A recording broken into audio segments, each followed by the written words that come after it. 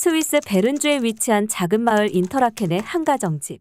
야채 먹기 싫다고 고기만 먹을래. 이 목소리는 편식쟁이인 한 스위스 꼬마 아이가 엄마에게 야채를 먹기 싫다며 떼를 쓰며 소리 지르는 목소리입니다. 이렇게 아들과 매일매일 싸우는 삶이 반복되자 엄마는 힘이 붙여서 그만 털썩 주저앉아 버리는데요. 이 모습을 본 옆집에 사는 한국인 할머니가 이런 육아 문제는 자신이 전문이라면서 자신을 믿어보라고 했다고 합니다. 어떤 일이 있었을까요? 가온누리 타임과 함께 알아보겠습니다. 안녕하세요. 저는 스위스의 작은 시골 마을 인터라켄의 어린이집에서 선생님으로 근무하고 있는 리나라고 합니다. 제가 동네 아줌마들이나 처음 보는 사람들에게 제 직업을 소개하면 다들 저보고 육아는 문제없겠다고들 하시는데 반은 맞고 반은 틀린 말입니다. 오히려 아들이 아닌 다른 아이들을 돌보는 것이 더 쉽다고 손사래를 치면서 말해주곤 해요. 저는 3남매 집안에서 태어났는데요. 위로는 4살 터울의 오빠가 있고 아래로는 늦둥이 동생인 10살 터울의 여동생이 있어요. 어려서부터 저희 오빠는 저를 데리고 이곳저곳을 다니며 저에게 아낌없는 사랑을 줬어요. 저도 이런 오빠의 사랑도 받고 부모님의 사랑도 받고 자라서 행복하게 자랐습니다. 그래서 저와 오빠는 다른 집들의 남매 사이보다 더 애틋한 사이였어요. 저는 모든 집이 저희와 같이 애틋한 사이인 줄 알았답니다. 하지만 초등학교 때 친구들과 얘기해보니까 그러지 않은 집들이 더 많더라고요. 제가 초등학생이던 어느 날 부모님은 저와 오빠에게 곧 동생이 생긴다고 말씀하셨어요. 저는 신나서 방방 뛰었던 기억이 어렴풋이납니다. 항상 동생을 갖고 싶었거든요. 그러고는 저와 오빠에게 동생이 태어나면 잘 보살펴주고 챙겨달라고 하셨죠. 그렇게 저와 오빠는 동생이 태어나면 필요한 용품들과 장난감들을 마구잡이로 샀습니다. 시간이 지나 엄마의 출산일이 다가와 저희와 아빠는 병원에서 엄마를 걱정하며 태어날 동생을 기다렸어요. 그리곤 마침내 여동생이 세상 밖으로 힘겹게 나왔습니다. 저는 동생을 봐서 기분은 날아갈 듯이 좋았지만 한편으로는 엄마의 건강도 걱정되더라고요. 그 당시엔 어려서 엄마의 고통은 잘 몰랐지만 성인이 돼서 저도 출산을 해보니까 보통 힘든 일이 아니었어요. 이 자리를 빌려 세상 모든 어머니에게 존경을 표합니다. 여동생은 엄마 뱃속에서 세상 밖으로 나와 저희의 사랑을 듬뿍 받으며 자랐답니다. 여동생과 나이 차이가 많이 나는 저와 오빠는 하루씩 번갈아가며 케어를 했어요. 눈에 넣어도 아프지 않더라고요. 엄마 대신 놀아주기도 하며 기저귀도 갈아봤어요.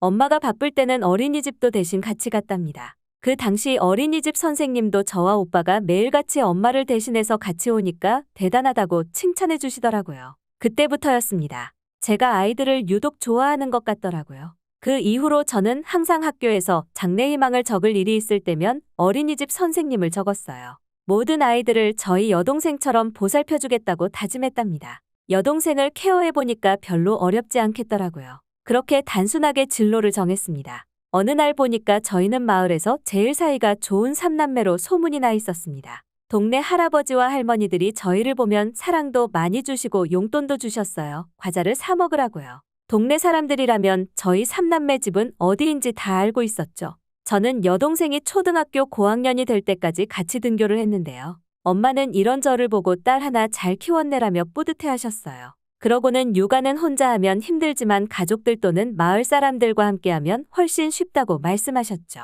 하지만 저희 엄마 때는 가족과 마을 사람들 다 같이 육아를 하는 것이 어느 정도 가능했지만 현재 지금 시대에는 아닌 것 같습니다. 다들 아시다시피 공동체 의식이 많이 사라졌거든요. 어렸을 때는 이웃집에서 밥도 먹고 시간도 보냈는데 요즘도 그러는 집은 확연히 많이 줄어든 것 같아요. 저는 예전과 똑같이 이웃들에게 살갑게 대하고 안부도 물어보는데 저희 동네로 새로 이사 온 젊은 사람들은 저와 마인드가 많이 다르더라고요. 저는 태어나서부터 결혼을 하고 가정을 이루기까지 한 동네에서만 살아서 마을 사람들을 잘 알고 있었어요. 제가 결혼을 제일 빨리 해서 나와서 살고 있지만 부모님 댁에서는 고작 20분 거리밖에 되지 않는 곳에 살고 있습니다. 부모님 댁은 학교나 학원과는 거리가 멀어 이런 결정을 하게 되었어요. 제가 사는 곳은 시내에 가깝고 부모님 댁은 농장이 있는 더 깊숙한 곳에 위치해 있거든요. 부모님 댁에 갈 때마다 어린 시절에 오빠와 동생과 뛰어놀았던 기억이 나곤 해요. 하루는 제가 어린이집으로 출근을 하러 차를 타고 가고 있는데 한 이삿짐 차가 저희 동네로 들어오더라고요. 그래서 누군가 이사를 오는 것이라고 단순하게 생각했어요. 퇴근하고서 보니까 그 이삿짐 차는 저희 옆집에 주차되어 있더라고요. 이삿짐 회사 직원들은 저녁이 다 되었는데도 한창 이삿짐을 나르고 있었어요. 저는 제가 사는 옆집이 이사를 간 사실도 몰랐습니다. 예전 같았으면 다 알았을 텐데 말이죠. 그 사실을 알고 서운해서 저도 이제는 누가 오거나 떠나도 신경을 안 쓰고 안부 인사도 건네지 않기로 결심했어요. 그렇게 옆집에 누가 이사를 왔는지 신경도 안 쓰고 저녁 준비를 하고 있는데 누군가 저희 집에 노크를 하더군요.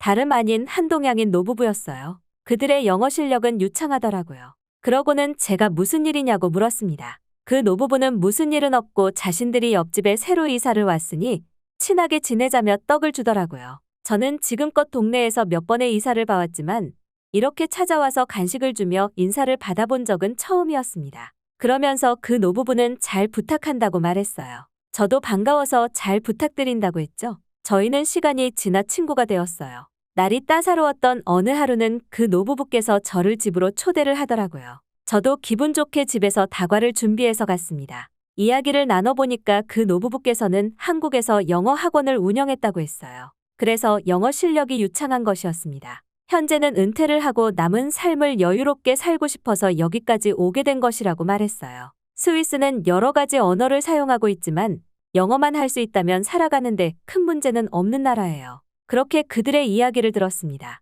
그리고 제가 궁금해서 그들에게 저에게 떡은 왜 주신 거냐고 물었어요. 그러자 그들은 웃으면서 그 떡은 한국에서는 이사를 오면 주변 이웃들에게 잘 부탁한다며 주는 일종의 답례품이라고 말해줬습니다. 저는 그 사실을 알고 더 기분이 좋아졌어요. 지금까지 이런 선물을 받아본 적이 없었거든요. 그들은 저에게 떡은 언제든지 줄 수 있으니 맛있으면 더 달라고 자신들에게 말하라고 했습니다. 저는 그들에게서 따뜻한 정을 느꼈어요. 그렇게 이야기꽃을 피웠습니다. 저는 그 노부부에게 사실 저도 원래는 주변의 사람들이 이사를 오면 반갑게 맞이해주는데 옆집이 이사 간 줄도 모르게 저에게 말도 안 하고 떠나니까 서운해서 이제부터 이웃에게 살갑게 대하지 않기로 마음먹었었다고 말했어요. 하지만 이런 저에게 이렇게 살갑게 대해주셔서 감사하다고 전했습니다. 그러자 그 노부부는 다 이해한다며 세상이 많이 각박해졌다고 말했어요.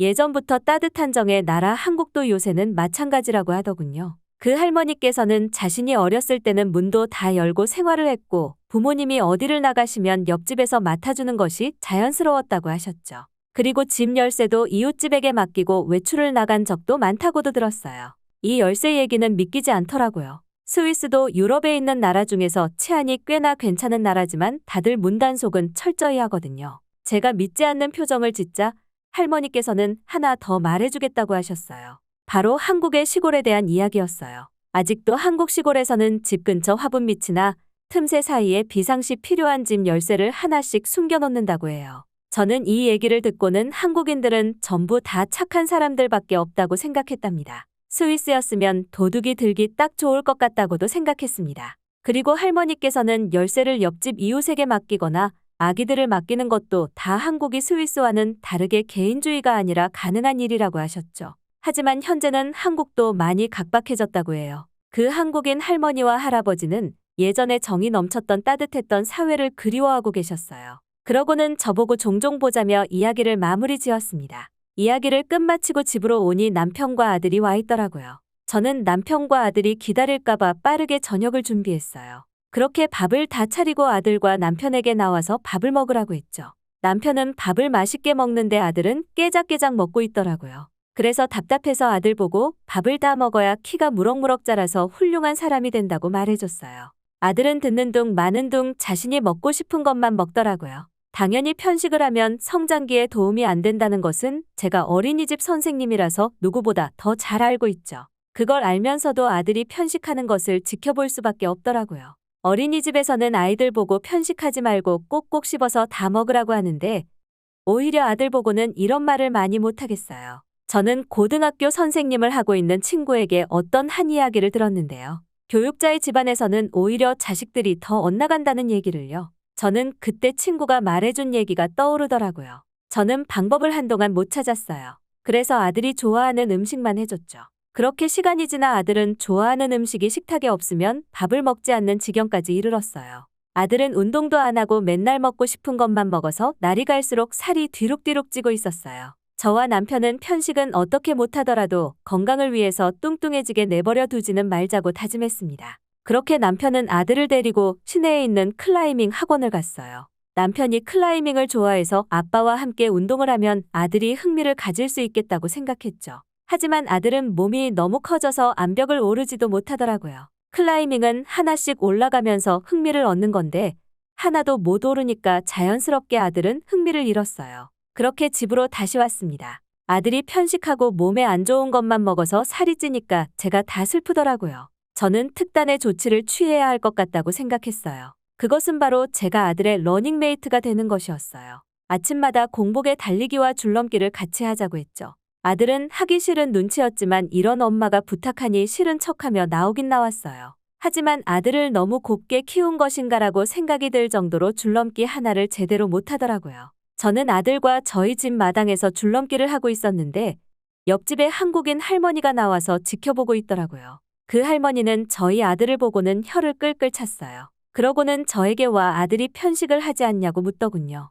저는 깜짝 놀랐습니다. 그래서 저는 할머니에게 아들이 편식을 하고 운동도 안 해서 고민이라고 털어놨죠. 할머니는 진지한 표정으로 자신이 줄넘기를 하나도 못하는 뚱뚱한 아들을 건강하게 만들 수 있다고 장담했어요. 저는 그 방법이 뭐냐고 물었어요. 저는 할머니에게 이미 할 수 있는 방법은 뭐든지 다 해봤다고 말했죠. 그러자 할머니는 저보고 아들에게 자신의 집에 한번 오게 하라고 했어요. 단 밥은 먹이지 말고 오게 하라고 했죠. 저는 할머니의 말을 듣고는 밥을 안 먹으면서 하는 무식한 다이어트 방법이 떠오르더라고요. 그런 무식한 방식이면 아들을 할머니의 집으로 보내고 싶지 않았습니다. 아들이 힘들어하면서 살을 빼게 하고 싶진 않았거든요. 그렇게 저는 아들과 운동을 마치고 집으로 돌아와 남편에게 방금 있었던 일을 말했습니다. 남편도 이제 더 이상 방법이 없지 않느냐 하며 한번 보내보자고 말했죠. 막상 보내려니까 계획되어 있던 저와 남편의 부부 동반 여행 일정이 걸리더라고요. 방학을 맞아서 저의 교사 친구가 몇 달 전부터 여행을 가자고 졸랐거든요.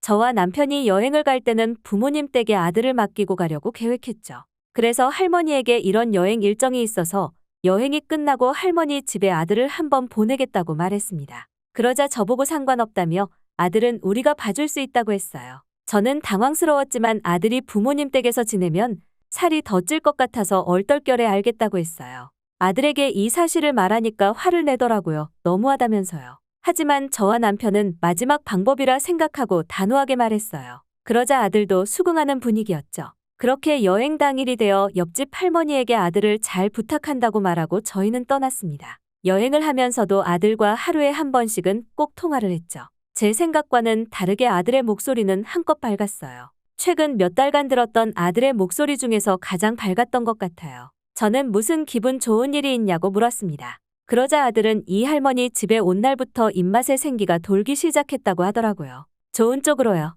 이제 기름진 음식은 생각도 안 난다고 했어요. 저는 이게 어떻게 가능한 일인지 너무 궁금했습니다. 여행을 마치고 돌아오는 길에 바로 옆집 할머니 집에 들러 아들을 보러 갔습니다. 아들은 일주일 만에 몸이 홀쭉해져 있었어요. 저는 아들에게 무슨 일이 있었냐며 물었고 아들은 환한 미소로 그 질문에 답해줬어요. 원래는 하루에 틈만 나면 먹었지만 그 할머니 집에서는 하루 3끼만 먹었다고 해요. 아들은 모든 끼니 때마다 한식만을 먹었다고 합니다. 할머니께서 말씀하시기를 한식은 영양소가 골고루 이루어져 있어서 한 끼만 제대로 먹어도 더 이상 먹지 않아도 된다고 하셨어요. 또 한국의 쌀은 영양소가 풍부하다고도 말씀해 주셨어요. 그리고 할머니는 흰쌀로만 밥을 짓지 않으셨고 현미도 섞어서 밥을 지었다고 해요. 아침에는 현미 샐러드를 먹었고 점심에만 현미밥과 불고기 같은 것을 먹었고 저녁은 간단하게 먹었다고 합니다. 할머니에게 아들의 편식하는 버릇은 어떻게 됐냐고 물으니 웃으면서 완벽하게 해결되었다고 말씀하셨어요.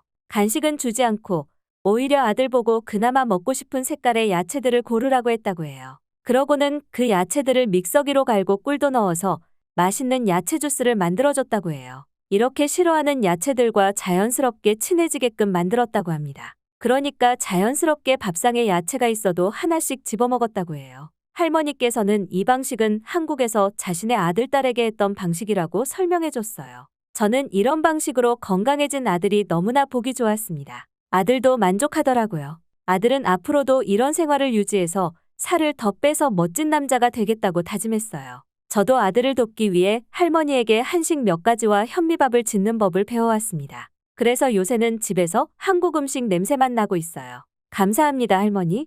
이야기는 여기서 끝이 납니다. 어떻게 보셨나요? 이 스위스 여성은 직업이 어린이집 교사이지만 자신의 아들이 편식하는 것은 고칠 수 없었는데요. 우연히 옆집의 한국인 할머니에게 아들을 맡기니 편식이 거짓말같이 고쳐지고 뚱뚱했던 몸집이 홀쭉하게 빠졌다고 하네요. 이게 바로 한식의 효과라고 생각합니다. 저도 오늘부터 현미밥으로 바꿔서 먹기로 다짐하면서 이만 물러나겠습니다. 지금까지 세상의 중심이 되는 한국의 이야기를 전해드리는 가온누리 타임이었습니다. 인상 깊게 보셨다면 댓글로 여러분들의 생각을 남겨주세요. 끝까지 시청해주셔서 감사드리며 여러분들의 구독과 좋아요는 영상 제작에 크나큰 힘이 됩니다. 앞으로도 더욱더 인상 깊은 이야기로 찾아뵙겠습니다.